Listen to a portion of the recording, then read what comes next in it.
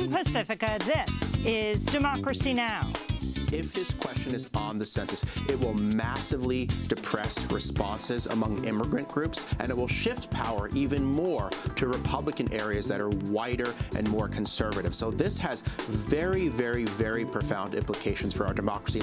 Are you a U.S. citizen? That's the question the Trump administration has added to the 2020 U.S. Census, despite widespread criticism.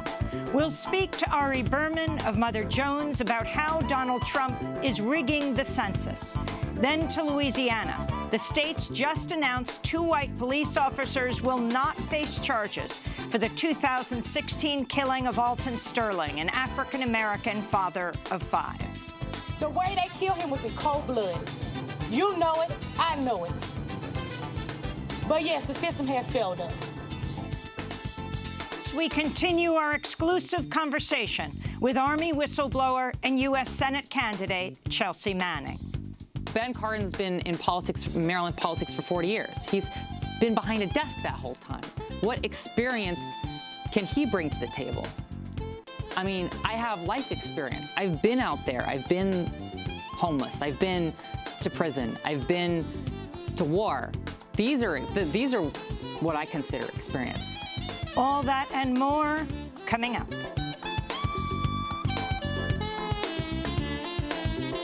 Welcome to Democracy Now!, democracynow.org, The War and Peace Report. I'm Amy Goodman.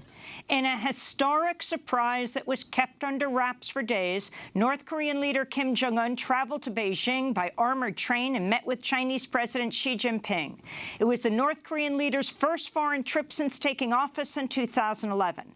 During the 4-day trip, the 2 leaders talked about denuclearization, with Kim reportedly saying he's willing to give up North Korea's nuclear weapons. Kim also invited President Xi to visit Pyongyang, North Korea. It was the first of 3 potential historic meetings for Kim Jong-un. The next month, he's slated to meet with South Korean President Moon Jae-in. He's also slated to meet soon with President Trump in what would be the first ever meeting between a sitting U.S. president and a North Korean leader. A recent poll shows 2/3 of Americans support Trump's plan to meet with the North Korean leader. Louisiana Attorney General Jeff Landry has announced the state will not bring charges against 2 white police officers for the 2016 killing of Alton Sterling, the African-American father of 5. Bystander video shows Sterling was pinned to the ground outside a Baton Rouge convenience store by the 2 police officers when they shot him. This is Alton Sterling's aunt, Vita Washington Abusela, speaking on Tuesday. He was murdered by 2 white racist police officers. He was murdered like an animal, and they say they don't see nothing wrong. They say they didn't see anything wrong. You saw the videos, but they say they didn't see nothing wrong. I can't understand it. Alton Sterling's killing sparked nationwide protests. It's the latest case in which authorities have refused to bring charges against white officers for killing civilians, despite video evidence of the killings and mass protests demanding accountability. We'll speak with Chris Stewart, the attorney for Alton Sterling's children, later in the broadcast. In Sacramento, California, widespread protests continue over the fatal police shooting of Stephon Clark, an unarmed African-American man who was shot by police officers 20 times in his own backyard. On Tuesday, hundreds of protesters disrupted the Sacramento City Council meeting. They were led by Stephon Clark's brother, Stevante Clark, who rushed into the council chamber and jumped onto the desk of Mayor Darrell Steinberg.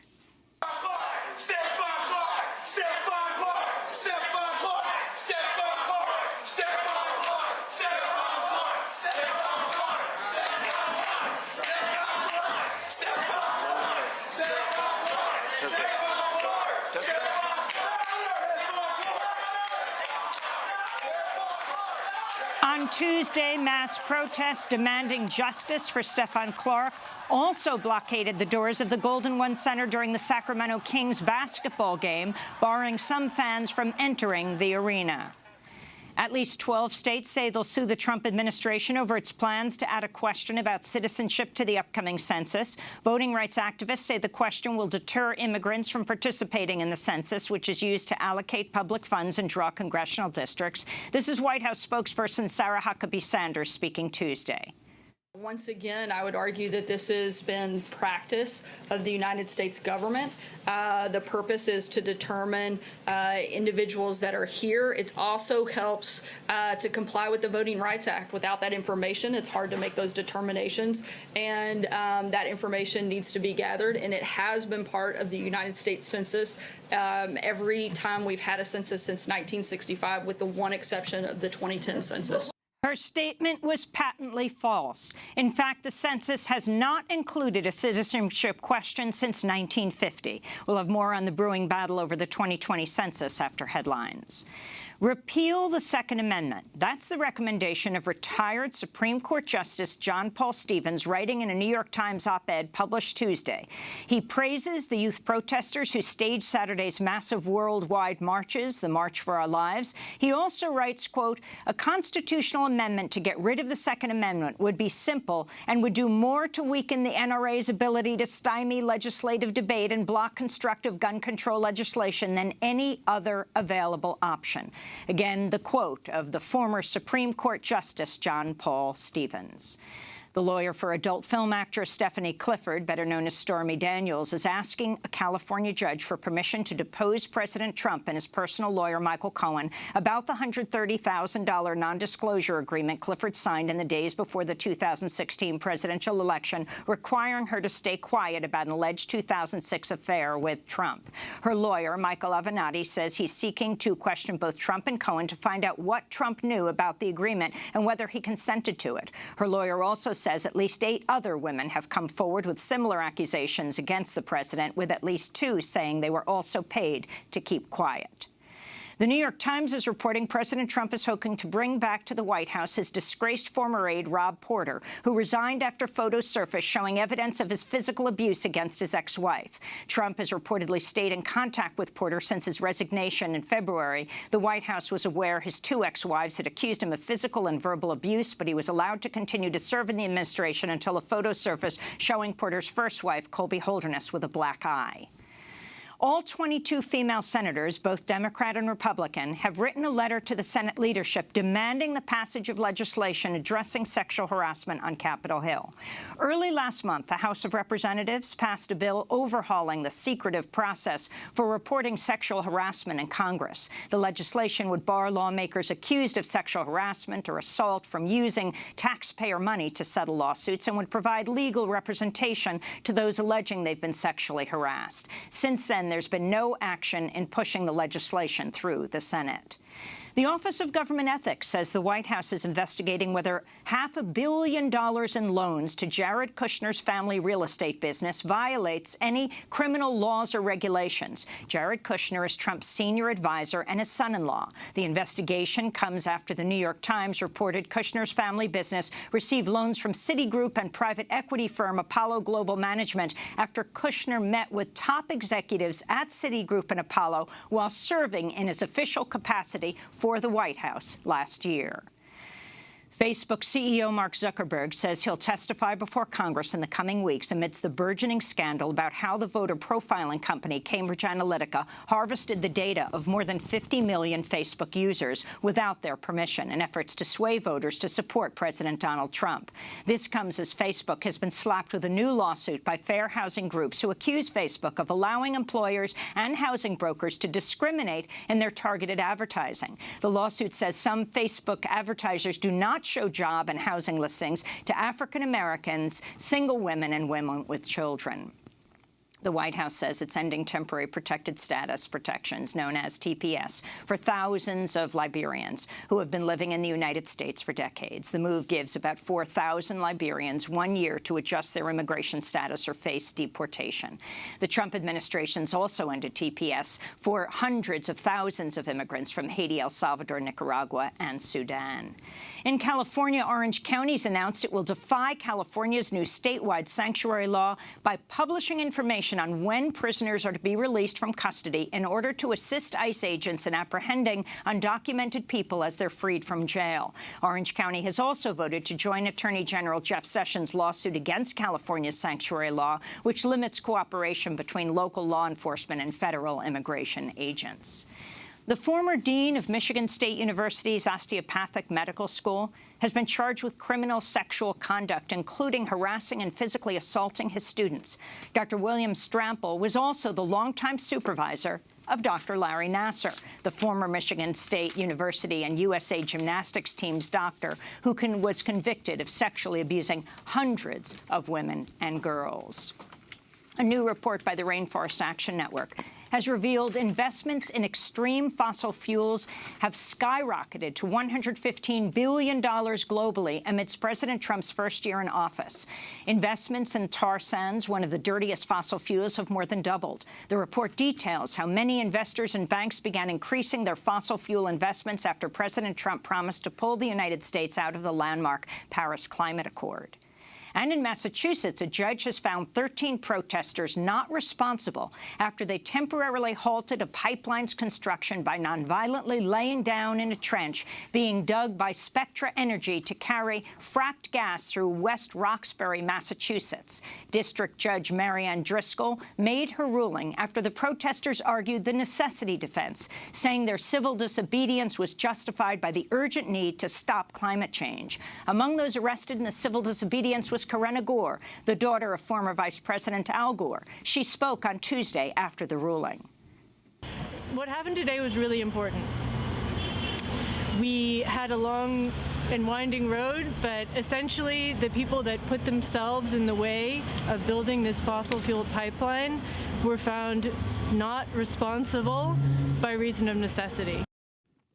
And those are some of the headlines. This is Democracy Now!, democracynow.org, The War and Peace Report. I'm Amy Goodman. A new battle is brewing over the 2020 U.S. Census. At least 12 states are moving to sue the Trump administration over plans to add one question: are you a U.S. citizen? Voting rights activists fear the question on the upcoming census will deter immigrants from participating in the census, leading to a vast undercount in states with large immigrant communities. This could impact everything from the redrawing of congressional maps to the allocation of federal funding. This is California's Attorney General Becerra. By including a citizenship question, which will diminish response rates, the census will not be able to fulfill its constitutional duty to count everyone. On Tuesday, White House spokesperson Sarah Sanders said this decision to add a citizenship question was, quote, necessary for the Department of Justice to protect voters. The purpose is to determine individuals that are here. It also helps to comply with the Voting Rights Act. At least 5 former directors of the Census Bureau who served under Republican and Democratic presidents have written a letter opposing the citizenship question. For more, we're joined by Ari Berman, a senior writer at Mother Jones, author of Give Us the Ballot, The Modern Struggle for Voting Rights in America. His new piece just out today, headlined Hidden Figures: The 2020 Census Will Shape the Future of Our Democracy. Well, this is a stunning development, Ari. That simple question, are you an American citizen, a U.S. citizen? Talk about the significance of this. It's one question, but it's a huge question on a huge issue, because the census affects everything in American life, Amy. It affects how $675 billion in federal funding is allocated to states and localities. It affects how many congressional seats and electoral votes states get. It affects how local and federal districts are drawn. It affects the data that every institution in America, from corporations to universities to the military, uses to understand their populations. And so if the census is rigged, if the census is manipulated, then all of American democracy is rigged and manipulated as a result. And there's always been a tremendous undercount of people of color by the census. In the 2010 census, 1.5 million people of color were undercounted, were not counted by the Census Bureau. That undercount could be dramatically larger now under Trump, because immigrants are going to be afraid to respond to the census now. And so what Donald Trump is doing is he's turning the census, which is a constitutionally mandated act every 10 years, he's turning the census into a tool of voter suppression, into a tool of nativist resentment. And that's so shocking for our democracy. I want to go back to the White House spokesperson, Sarah Huckabee Sanders, who attempted to defend the census citizenship question. Let's go back to her comments. Once again, I would argue that this has been practice of the United States government. The purpose is to determine individuals that are here. It also helps to comply with the Voting Rights Act. Without that information, it's hard to make those determinations, and that information needs to be gathered, and it has been part of the United States Census every time we've had a census since 1965, with the one exception of the 2010 census. What about what Sarah Sanders said? Well, there's two unbelievable lies that she told. The first lie that she told is that the citizenship question has been asked every census since 1965. In fact, it hasn't been asked since 1950, when America was a segregated Jim Crow society. So it hasn't been asked for nearly 70 years. Secondly, she said it was removed in 2010, so you're talking which is about completely untrue. It wasn't asked during Reagan years, during Bush years? It hasn't been asked since 1950. The question was removed in 1950. In fact, they competed, Reagan and Bush, right, to see who was more pro-immigrant. Exactly. And it's never been used, obviously, when we've had a president who's as outspoken on immigration, as anti-immigration as Donald Trump. The second thing is this is totally unnecessary to enforce the Voting Rights Act. That a question about citizenship has not been asked since the Voting Rights Act was passed in 1965. And it's really hilarious to hear the Trump administration say that they're suddenly concerned about enforcing the Voting Rights Act. This is an administration that is clearly hostile to voting rights, that hasn't filed a single suit to enforce the Voting Rights Act, that has actually backed away from opposing laws like Texas's voter ID law that courts have found violate the Voting Rights Act. So you have an administration that is clearly hostile to the Voting Rights Act, turning around and saying we need this data to enforce the Voting Rights Act. It's an obvious ruse to try to get this data for other purposes. Let's go to California Secretary of State, Alex Padilla. The Trump administration's decision last night rolls back the clock on civil rights and voting rights in America. And sadly, it's just their latest effort to sabotage the already underfunded and understaffed and leaderless census. Questioning the citizenship status of every person in America is unfortunately just a continuation of the president's blatant agenda to fan the flames of anti-immigrant hostility in our nation. Ari Berman, take it from there. Well, what you heard Alex Padilla, the California Secretary of State, say is just how big of a deal this question could be for states that have large immigrant populations. So, for example, California has a larger number of foreign-born residents and undocumented immigrants than any other state in the country. California could lose $1,900 per person in federal funding, over $20 billion in federal funding, if immigrants don't respond to the census. Not only that, they could lose multiple congressional seats and electoral votes. There's only 435 electoral votes in the country, Amy. This is a fixed number. So if California loses 2 congressional votes, and let's say a state that's more white and more conservative gains electoral votes, that's going to affect the entire presidential election. Also, the census is going to affect redistricting post-2020, which is going to be a huge fight. It's going to affect basically everything in America. And so this is not just about immigrants. It's not just about non-citizens. It's about the fact that the Trump administration is trying to undercut one of the central pillars of democracy. So explain more why the census is so related to voting and redistricting. Well, the census basically forms the basis for redistricting and for how voting districts are drawn. Census data is used to draw districts. So every 10 years, we take the census.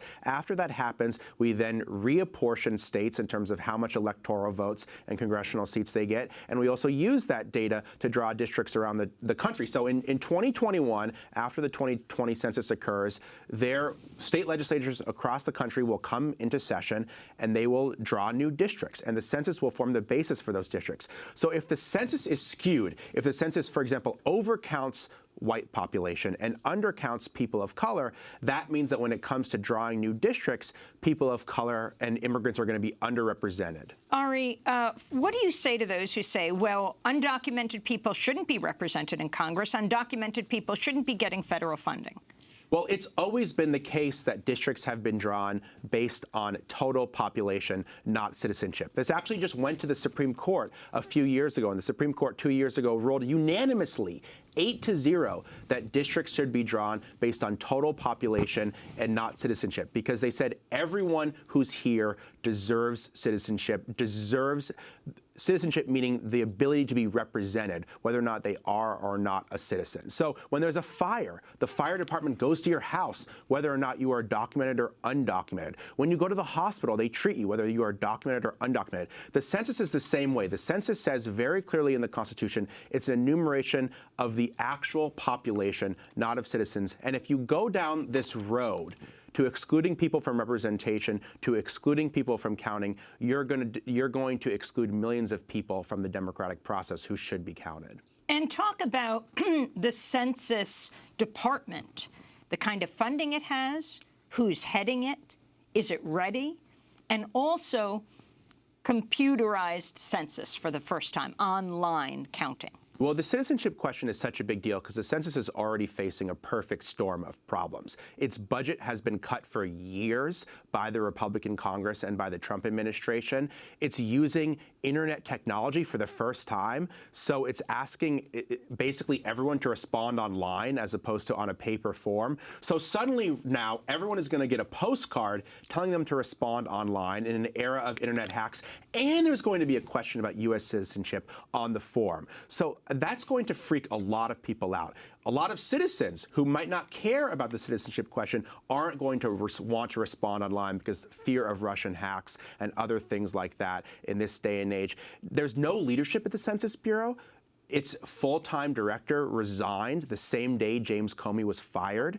And so there has been no permanent replacement. Underneath the director of the Census Bureau, there are a bunch of Republican appointees who have very conservative backgrounds. A senior advisor to the Census Bureau, for example, is the former director of research for Kellyanne Conway's polling firm, one of Trump's leading advisors. So the census is already in a tremendous amount of trouble. Even before the citizenship question, there was a big question about whether the census was going to have an accurate count. Now I think many, many people are concerned there's going to be a failed, inaccurate, unfair census. So this issue of cybersecurity, to say the least, it's an obsession of what's going on in this country right now when it comes to elections. You have an example in your piece in Mother Jones about Australia and what happened there. When Australia did an online census, it was hacked, and it went down for 40 hours as a result. Can you imagine, Amy, in April of 2020, in the middle of Donald Trump's re-election campaign, if the census goes up, it's hacked, and then it goes down for a period of time? Nobody will want to respond to it after that. So people are already reluctant to respond to the census because of cybersecurity fears, because of the climate of anti-immigration sentiment in the country, because people don't trust the Trump administration with their data. And then you add this question on citizenship on top of it, and you're facing an unprecedented level of problems for the Census Bureau and for our 2020 census right now. Who is Thomas Brunell, very quickly? Thomas Brunell was an expert at Republican gerrymandering that the Trump administration wanted to run the 2020 census. He withdrew, but it's clear that the Trump administration is now filled with people who want to manipulate, who want to corrupt the 2020 census for partisan purposes. They want to take a constitutionally mandated act and turn it into a weapon of voter suppression and into a weapon of nativist sentiment. What if you don't answer the question, are you a U.S. citizen? That's really interesting. I mean, I think we're heading towards a situation where people are going to not answer that question but respond to the census form. Then the question is, will that lead to an accurate census? Will they count those forms? What will happen? It's a really tough quandary because if you're not counted by the census, then you don't get federal funding, you don't count towards representation. So there's a lot of reasons why you should respond to the census. But at the same time... But if you just don't answer that question? I think your census form will still count, but this is going to be one of the many things that's now litigated in court. And what if everyone answered no to are you a U.S. citizen? Well, then it would basically just mean that there's a lot more non-citizens than we thought they were in the country. But in terms of what it means for voting, everything would be the same. Or would it be? It wouldn't be, because one of the things they want to do is they want to draw districts based on the number of citizens in a district. So if suddenly everyone says, I'm not a citizen, then they're going to say, well, none of you guys count for representation. So already places like New York City, Los Angeles, San Francisco, places with large immigrant populations, are going to be harmed if they decide to draw districts based on citizenship. If suddenly people say, we don't want to be counted as citizens, that will further reduce representation for these areas. Well, of course, we'll continue to follow this issue. Is it a done deal? It's a done deal in terms of the question, but there's going to be a tremendous amount of litigation around it. So that could stop the question from being on the census? Yes. Ari Berman, senior writer at Mother Jones, reporting fellow at the Nation Institute, author of Give Us the Ballot, The Modern Struggle for Voting Rights in America. His new piece, just out, Hidden Figures, the 2020 Census Will Shape the Future of Our Democracy. We'll link to Mother Jones in the piece at democracynow.org. When we come back, part 2 of our exclusive with Chelsea Manning. Stay with us.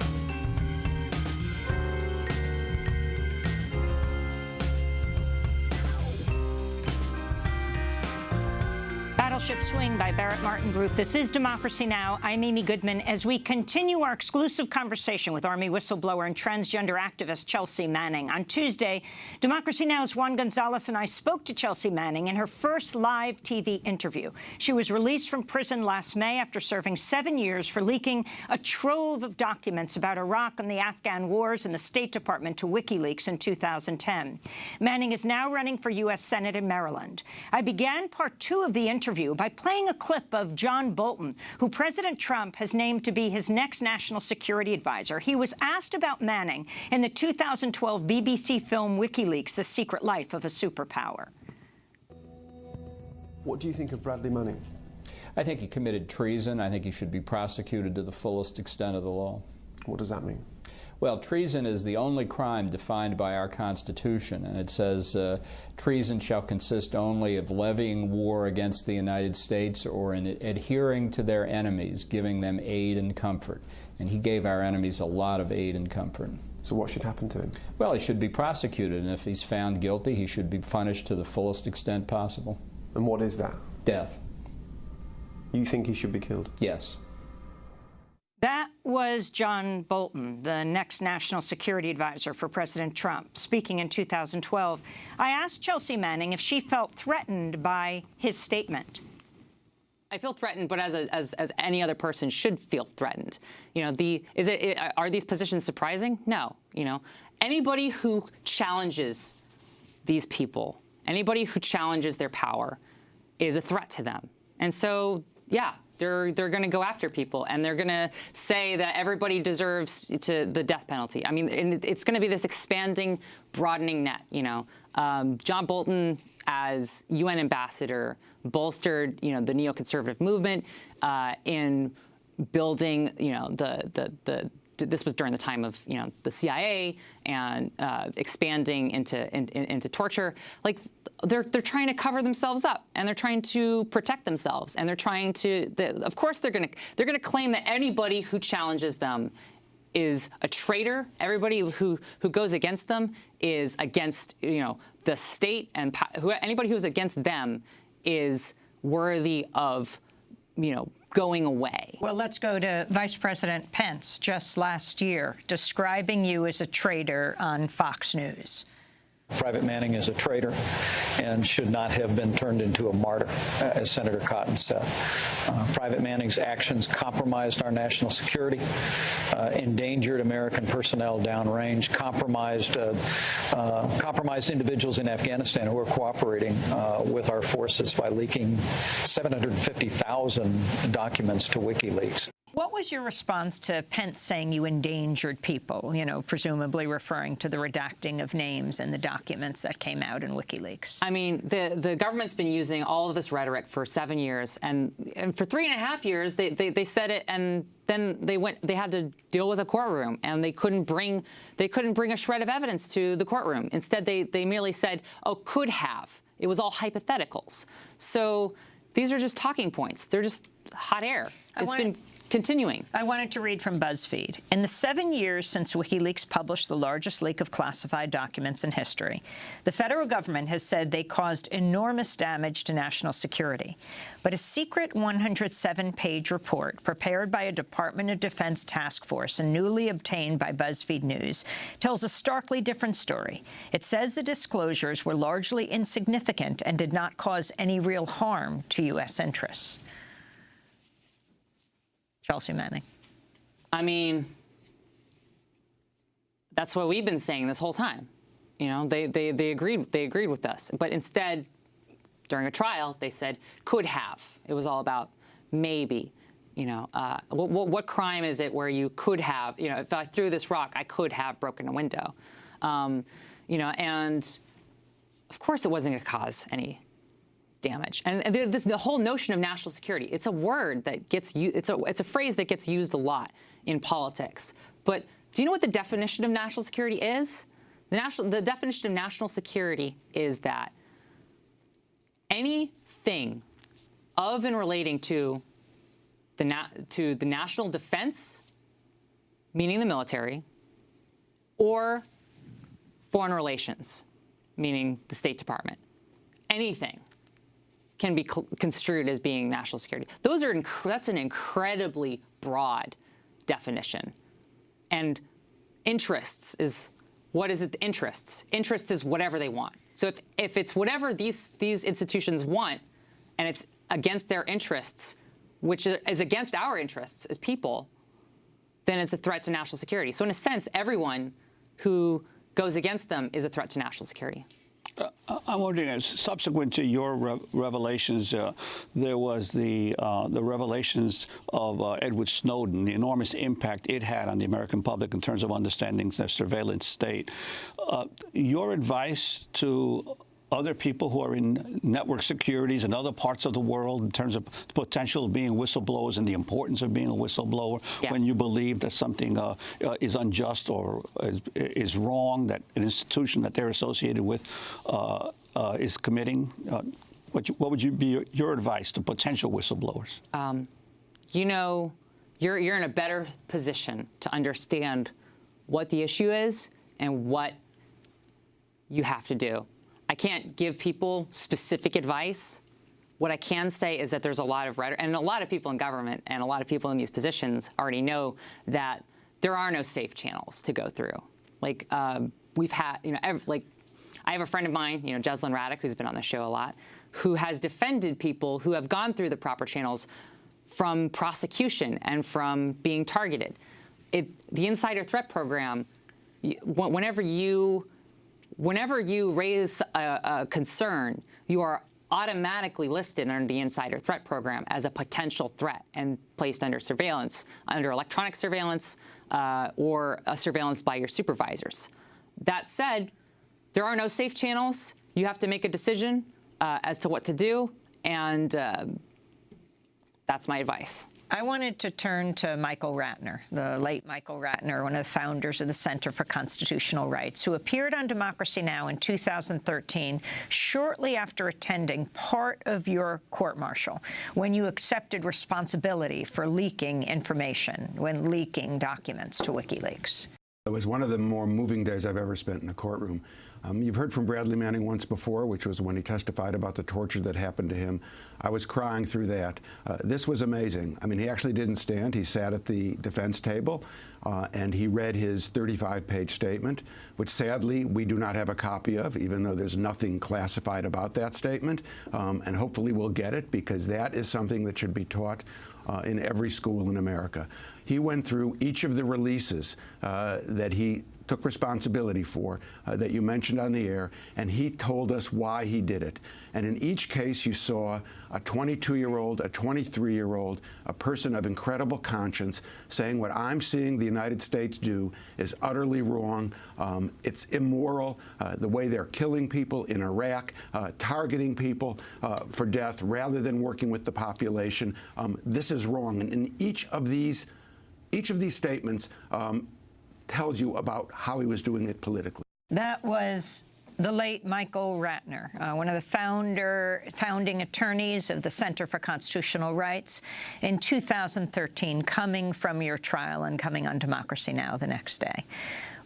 Your thoughts on what Michael said, and would you do this again if you had the chance? Look, I can't go back and change history. I can't reflect on every single moment that I've gone through my entire life. And I reflect a lot on all kinds of decisions throughout my life, mostly to do with relationships that I've had and jobs that I've held in the past, and decisions that I've made, especially in regards to college. Should I have stayed in college? Should I have stayed at Starbucks? That said, this couldn't have happened any other way. It happened because of who I am and the values that I have and the time that I had and the means, the technology that was available. And also, it almost didn't happen. I tried to reach out through conventional journalists, if you will, and the technical complexities, they just couldn't work around. Well, wait, for 1 second. Could you explain exactly what you did? For people who aren't familiar with your course, when you were in Iraq, you got a hold of these documents. You saw what you described as the horror documented in the government's own pages and wanting to get it out. Coming back to the United States, it wasn't WikiLeaks you went to first. Right, of course not. I mean, they weren't a thing yet. They weren't a name. And I mean, like I ran out of time. I didn't have a whole lot of time. I had about 12 days, and 3 of those days were taken up by a snowstorm. Before you were going back to Iraq. Correct. So you turned to the New York Times. You tried to reach out to them. Well, I reached out to the Washington Post first. And they didn't want the documents, or they did? I mean, it's technology. Technology is the problem. Secure Drop is something that came out of all of this. It's now possible to reach out to the Washington Post and use these tools. Journalists didn't really have an understanding as to the technical problems. Why you couldn't just send it to them by regular email? Exactly. Why Washington Post did you go to? The President's Men. Exposing Watergate. Well, that was my reference, was a movie. So, Chelsea, one of the issues that we've covered for years when you were in prison was your battle against the prison authorities around their treatment of you as a trans woman. Talk about what happened, how they treated you, and the whole issue of health care for trans prisoners around the country. Right. So systems like prison and the military and police treat trans people, I mean, governments do this as a whole. They treat us as an administrative problem to be solved somehow. And it's at the whim of some, usually some authority or some legal position that we have our entire lives be policed. There's what uniforms you wear, what type of clothing you have access to, how much health care you get. And these are all determinations that are being made arbitrarily. Whether it's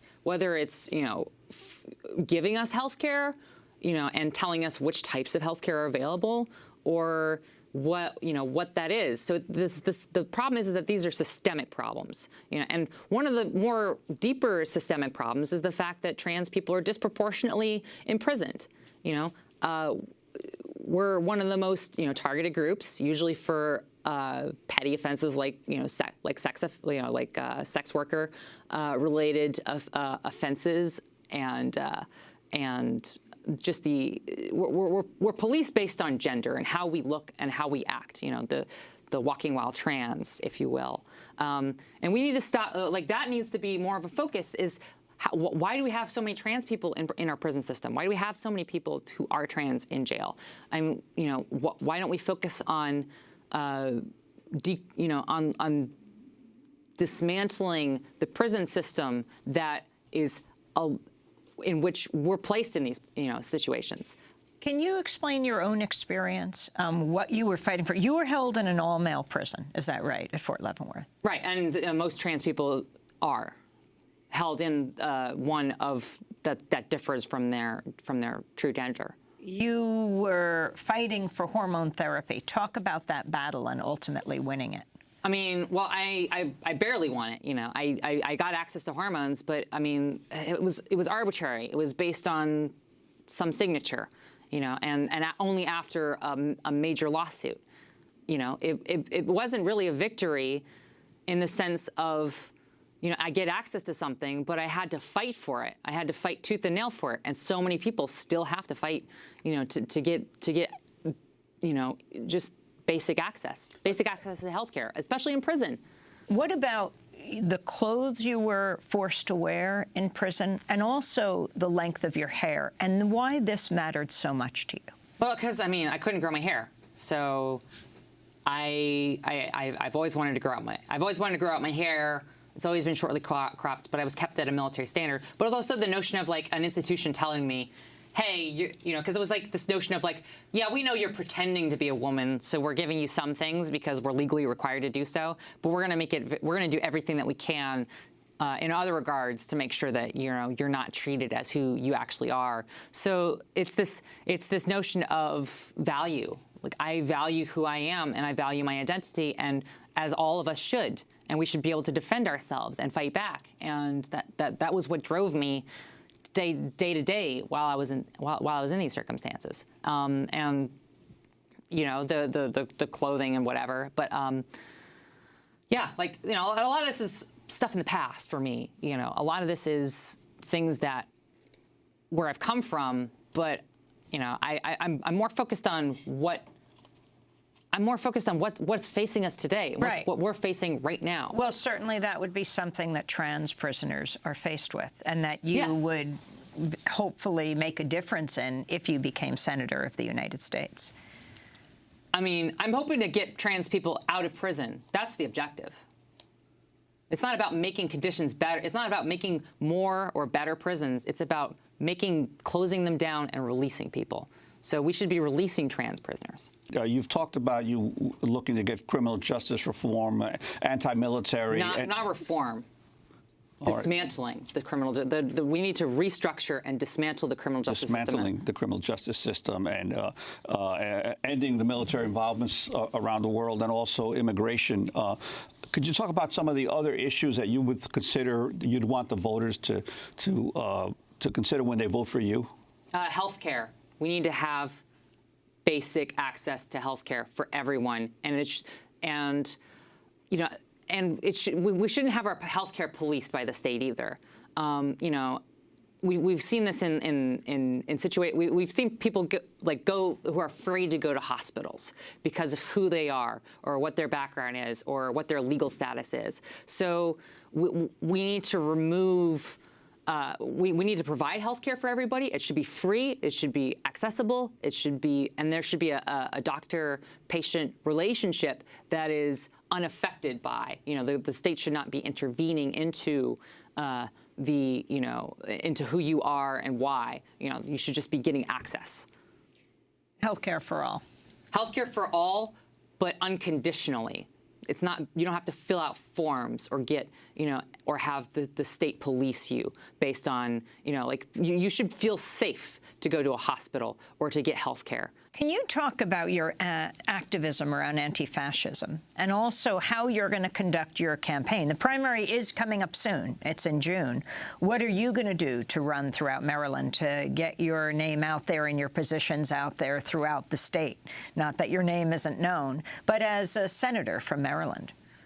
So yeah, so I've been meeting with activists and organizers locally. I've been more on a listening tour because I want to hear what they have to say, what their positions are, what the concerns are, and before I started to publicly, like roll out there. I would say that my activism and how I'm running are hand in hand. I mean, I'm running as an activist. Like I'm not running to have a career as a senator. I'm here as a continuation of my career as an activist to pushes against these systemic problems and these systemic structures. I'm not willing to get entrenched into the circle of lobbying and the network of revolving door politics. I mean, I've already been excluded. The language that they use excludes me by default. I'm not, I'm inexperienced, or I'm, think about that for a second. Inexperience.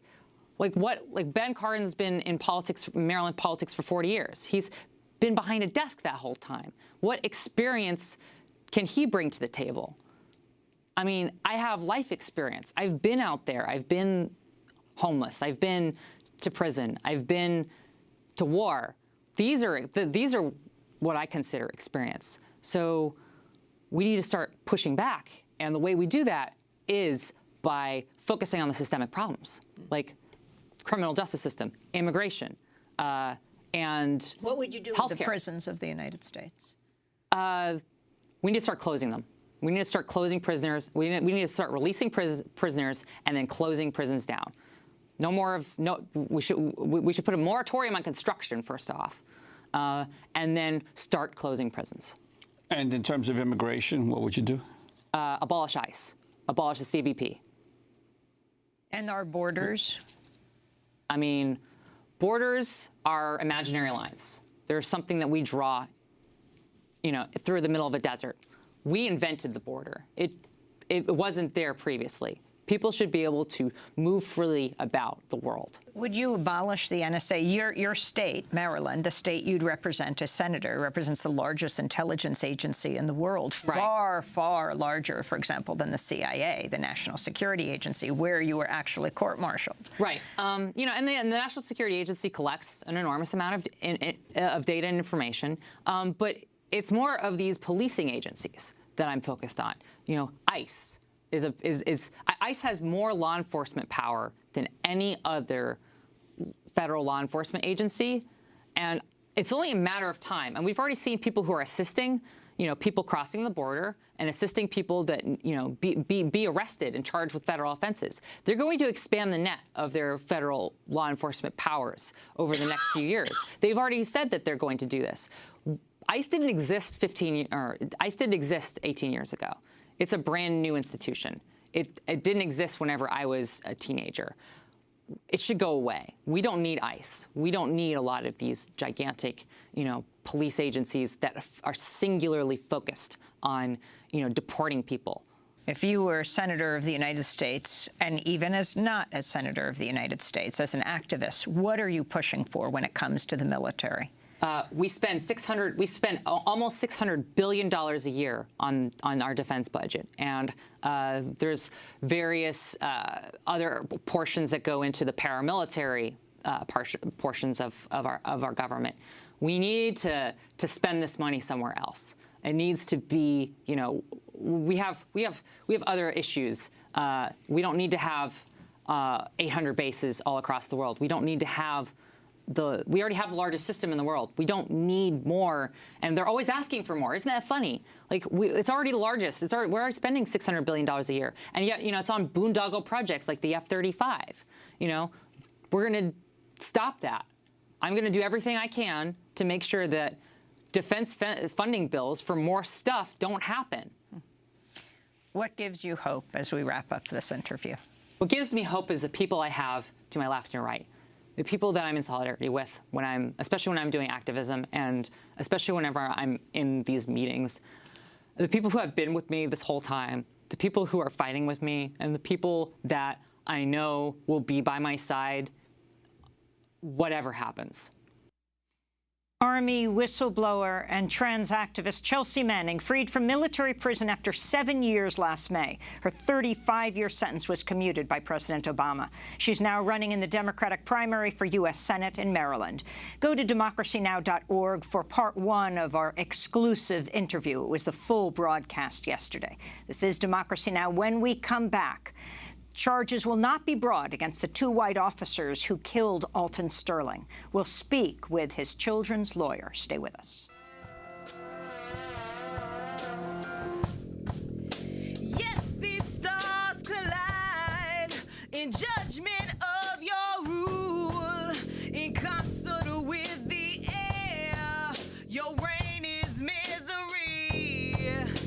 And this land is not yours, it's is God and man and earth. My silence is alive. These Stars Collide by Cleveland, Ohio band Mourning a Black Star, performing here in our Democracy Now! Studios. To hear the full performance, go to democracynow.org. I'm Amy Goodman. This is Democracy Now! Louisiana Attorney General Jeff Landry has announced the state will not bring charges against 2 white police officers from Baton Rouge for the 2016 killing of Alton Sterling, an African-American father of 5. Bystander video shows Sterling was pinned to the ground by the 2 police officers when they shot him at point-blank range. A warning to our television audience, this video is graphic.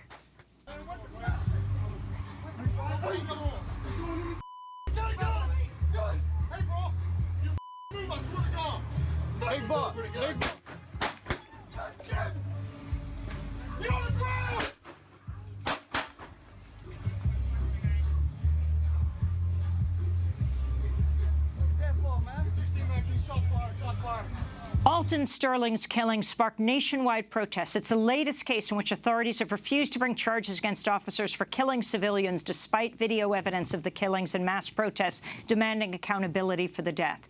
Quinetta McMillan, mother of Alton Sterling's eldest son, Cameron, condemned the decision not to bring charges. I will not allow Cameron to be here today for his reasons. And like his aunt say, we all out of tears. We have nothing else in us to cry about now because guess what? We all knew what it was, just like y'all knew what it was going to be. Alton can't tell his story to you nor to me. He's gone. There's no more coming back.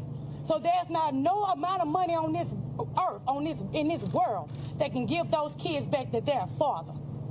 They took a human away. They took a father away. They took somebody away that did not deserve to be away.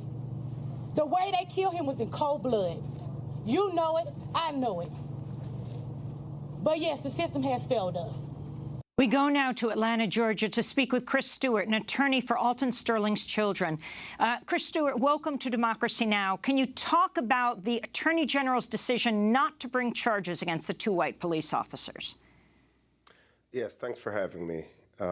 We found out yesterday. We went to a private meeting with Attorney General Landry, and he informed us that he wasn't going to bring charges.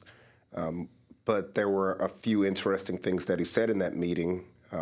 One thing that he told us was he didn't take it to a grand jury because he wasn't sure if he could win. And that was key to myself because that told me that, well, you do think there's a possibility that you could get a prosecution in this case. But it just takes courage to hold political office and be a prosecutor, and we didn't get that in this case. So he just decided personally? Yes. He didn't take it to a grand jury at all. And what is your response and the family's response, and what are you demanding now? You know, it wasn't really very surprising for the family or myself. I handle a lot of these cases across the country, and it's very rare where we get someone that's bold enough and strong enough to move forward with prosecution in an officer-involved shooting. And when we do, the community finally may get justice. But a lot of times, the people, due to political pressure and general public, they just fail to prosecute.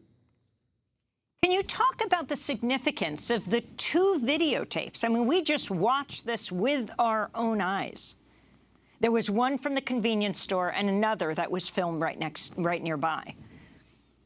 Yeah, it's a sad state of affairs that even with the videotapes nowadays, you rarely get justice.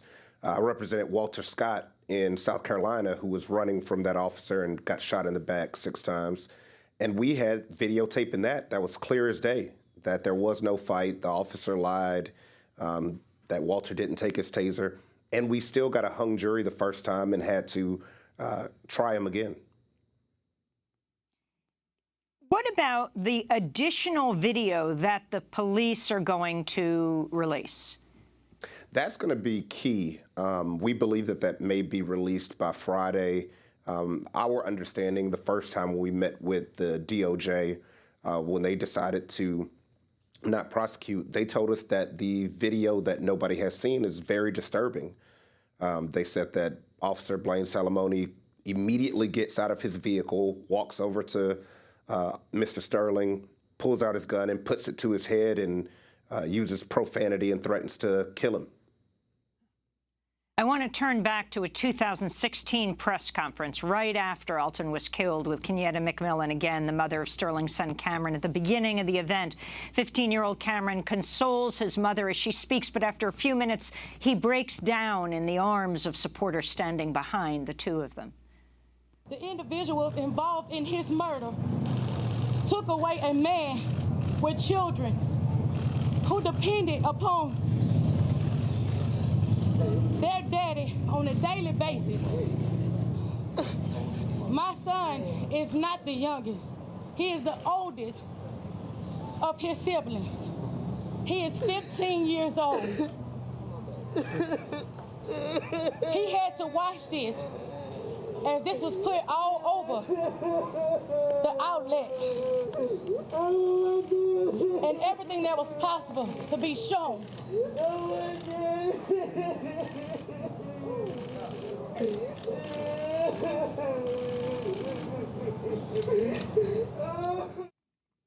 That was Cameron just weeping 2 years ago, and you heard Kenyatta in the previous clip saying she couldn't even bring him yesterday when it was announced that the charges hadn't been brought. Is the police department holding hearings? Yes, thankfully the chief is reviewing whether they're going to keep their job with the Baton Rouge Police Department. And from the most recent news, it looks like that Blaine Salamone will be terminated. So they have been on the job now? Comes to fruition. Since his killing? Yes, that was announced yesterday. His lawyer said that they believe he's going to be terminated by week's end. And how do you respond to them saying there were evidence of drugs in Alton Sterling's system? You know, that's the amazing thing about these cases whenever it's a person killed by a police officer, especially if they happen to be black. The first thing that they do every time, if you notice, is they report negative information about the victim, information that has nothing to do with the shooting, but they will go back to crimes that they were arrested for years or decades ago. They will talk about them not having a job. They will say if they had trace amounts of marijuana or something in their system. Anything to get all of you watching right now to hate the victim or to not like them or to not make a fuss about them. That's the first thing that they do. They don't report on the officer's bad history of behavior or excessive force complaints. They report on the victim. And that is a strategy to get people to not care. Are you suing the police department and the officers? Yes, we filed suit already in this case, and we're still battling in that situation. Now that this video is going to be released, that should be very helpful to our case. But, you know, in these situations, even if we do win in the end, no amount of money is going to bring Alton back. It won't bring Cameron's father back. You know, I talk to Cameron all the time, and he's having a rough time dealing with this, as all his children are. And it just shouldn't have happened. because these officers escalated the entire situation. Chris Stewart, I want to thank you for being with us, attorney for Alton Sterling's children. That does it for our broadcast. Democracy Now! Co-host Juan Gonzalez will moderate a discussion tonight at Rutgers University with Intercept's Jeremy Scahill and Sean King at 6:15 at Rutgers University College Avenue Academic Building, 15 Seminary Place, New Brunswick. I'm Amy Goodman. Thanks for joining us.